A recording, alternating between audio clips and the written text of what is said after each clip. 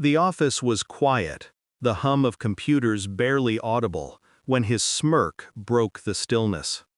Ethan, tie loosened from a lavish lunch, leaned over my desk, his voice dripping with arrogance. "Delete all code and files from your laptop. Your work belongs to my company now."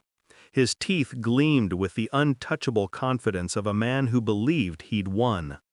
I met his gaze, nodded once, and pressed delete. 2 years of late nights, bleeding fingers, and uncredited brilliance vanished in seconds. His smile widened, oblivious to the move I'd already made.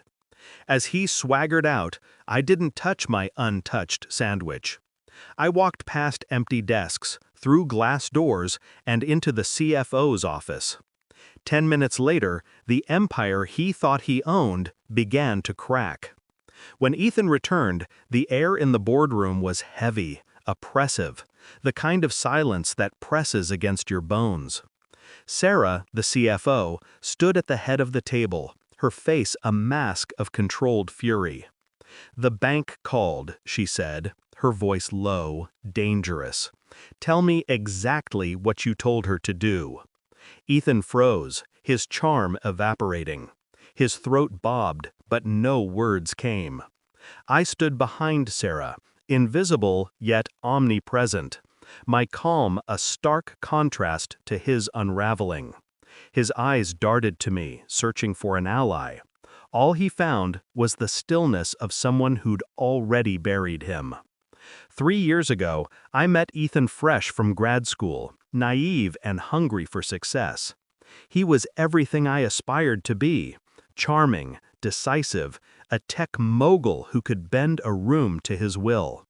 He took me under his wing, sharing late-night strategy sessions over whiskey, making me feel chosen, part of something bigger. "We're building an empire," he'd say, clinking glasses. I believed in our partnership, in the handshake that sealed it. But betrayal reveals itself slowly, like a crack spreading through glass.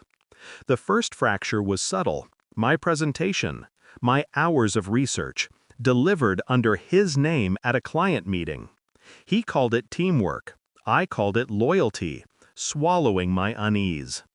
The second cut deeper: a deal closed with my code running the back end, yet his signature on the contract, my contribution erased. He promised recognition, but delivered excuses. The third betrayal shattered the illusion. An email left open on his screen, a patent filing for my algorithm, my name stripped, his note to legal: "She won't know until it's too late." Too late. That night, in my apartment, the city's hum outside, I didn't cry or scream. I planned. Patience was my first move. I copied every file, every line of code, every draft, into a private cloud repository under an alias he'd never trace. I embedded digital signatures in my work, timestamps proving my authorship, invisible to him but ironclad in court. Silence was my second move. I smiled at his jokes, nodded in meetings, let him think I was beaten, pliable. He mistook my quiet for weakness, but it was my shield. Leverage was my third. I dug into his world, the funding streams he bragged about but never fully grasped. Expense reports, bank statements, vendor contracts, I cross-referenced them all, uncovering his secret. He was siphoning millions through shell companies, bleeding the firm dry while pocketing the profits. I didn't stop there. I traced his personal accounts, finding lavish purchases, a yacht, a penthouse, funded by consulting fees that didn't exist. I hired a forensic accountant, Lena, who mapped his fraud with surgical precision. Every move I made was quiet, deliberate, building a narrative not just of theft, but of betrayal so blatant it would ruin him. By the time I walked into Sarah's office, I didn't just have proof. I had a weaponized story, backed by receipts, emails, and my code, signed and timestamped, a digital fingerprint he could never erase.